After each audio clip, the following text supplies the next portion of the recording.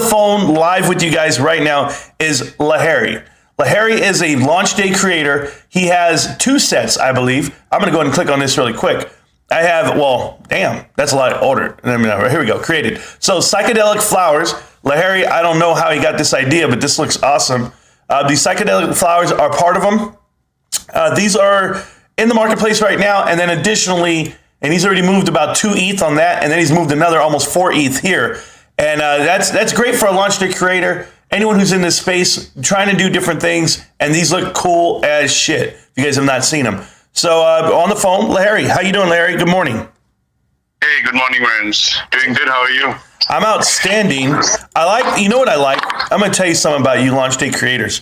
You guys are like on time. Every time a guy says he's going to call me, he's going to come in, you guys show up. There's been no flakes yet. So I appreciate you coming through. I do want to talk about your collection, but before we talk about your collection and put spotlight on it, I want to talk about your journey. Okay, so what's your deal, Larry? Where are you coming from? How long you been doing art? Hi, so originally I'm from India. I was born and brought up in India, and then I moved to California like in 2016 or something. And then I've been doing art for like since middle school, since high school. High school I got into like graphic design and stuff. And then I'm currently in college. I'm pursuing my BFA in visual communication design. I'll be graduating this December, so let's see how that goes. But yeah, on the side, I do like a lot of projects. I don't only work with one specific media of art. I work with like 2D design, 3D design, 4D design, like motion graphics, 5D design, which consists of UI, UX.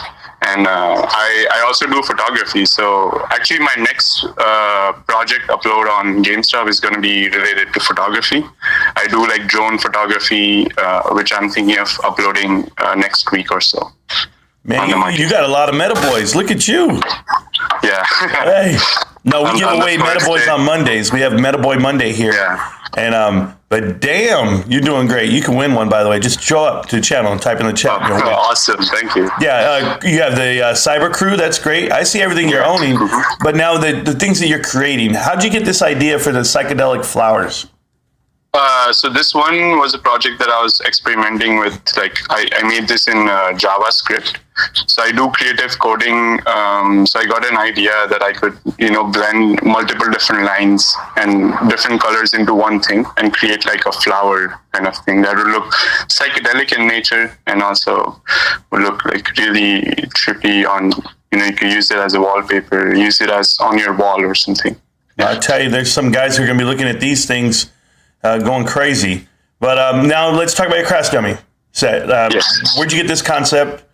And so, you ran with this one's a really fun project for me because it really started during the crash of like the crash of the market, like the crypto crash, and then I was like, I'll do a project where I can really relate to the scene in the market. So I was like, let me make a crash test dummy. So like, and it's like a fun tagline to it where I'm saying, don't forget to crash test your dummy during the current market events. So it's just based on that. Yeah. That's cool. So when you applied for the marketplace, how long ago was that? So I did 3 applications. One was I'm sure in January.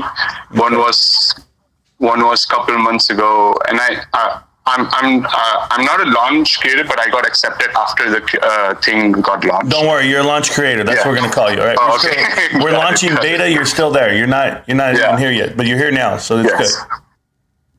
Yeah. So after my 3rd application, I heard back within like 2 weeks or so, and then that's how I got the minting access. No, don't just say it like that. How'd you feel? Yeah. Oh, I feel amazing. To be honest, I had some ideas within my head, like this is how I would be doing if I got accepted. But once I got accepted, it was like kind of overwhelming in a way because I wasn't expecting it to be this big of a thing. And then and especially the community, the response from the community has been amazing. Everyone is just helping each other out. Like the pool of creators is amazing. All the collectors are awesome, and I think it's really it is going to be a big thing, and I think it's still like an overwhelming experience for me as a creator on the marketplace. That's awesome. You know, individually, like for me, right? So I go out here and I scramble and I scrape to meet you guys, and some people are just unattainable at times. And like I'll be honest with you, like Metaboy, right? So I reach out to Metaboy, yes, and he writes back to me. He tells me, he goes, "Hey, Marantz, I want to do interviews. I want to do that, but I'm working on something." And then we find out yesterday that he launched a partnership with GameStop on his NFT, which is phenomenal, right? Like it's crazy. Yes. And my thoughts are, you know what? He couldn't come out here. He can't interview because he doesn't want to lose that, right? Like you don't want to lose anything, because if GameStop goes, "Hey man, you're out here talking about what you're doing, get the hell out of here." Like, no, it didn't work out that way. But I'm thankful for every single creator that can find time to get out here and share their story. I'm going to ask you a couple of follow-up questions here. Where do you see yourself going?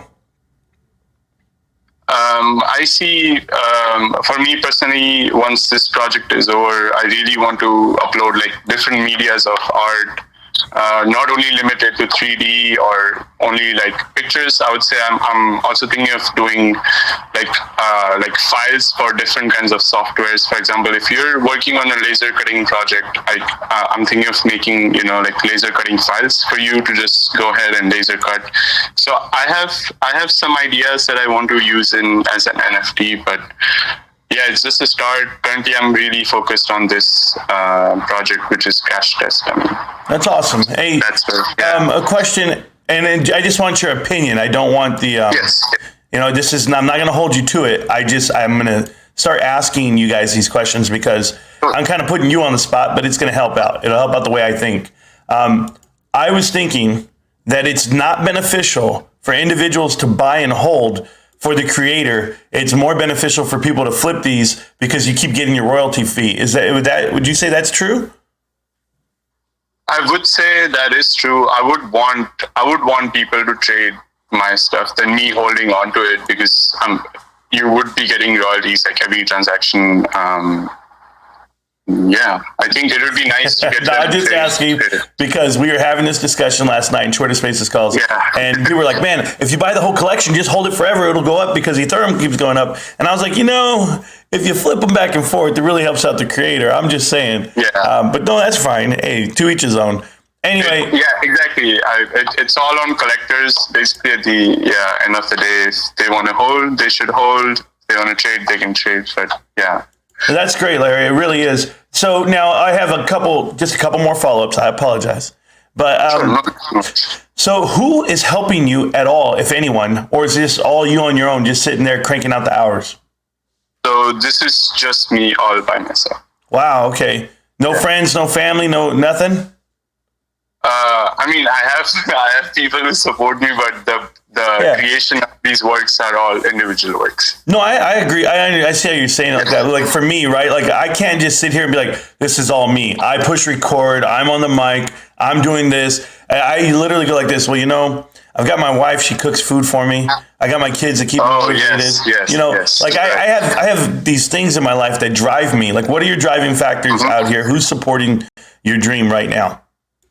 Yeah, it's definitely like my friends, family who are really helping me go out there, create new works, and they're really supportive, especially my friends and family, as I said.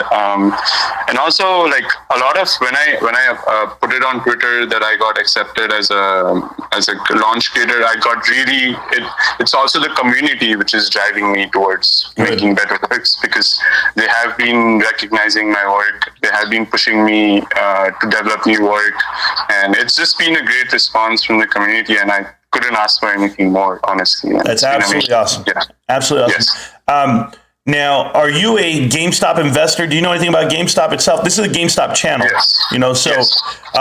When did you decide, do you think, and this is just my honest opinion, I think GameStop, the movement of GameStop and owning the shares and buy and hold and, Roaring Kitty, Diamond Hands, I think this movement has launched creative ideas for a lot of people. It's driven people to come to this marketplace and then start becoming creators, right? Launch day creators. I know out of all of them that I've interviewed, everyone says they were in the stock before they ever. And unfortunately, guys, that is the technical difficulties that we had during this interview, but that is the completion of the interview. Thank you very much for watching, and we'll get you on the next one. Thanks, guys.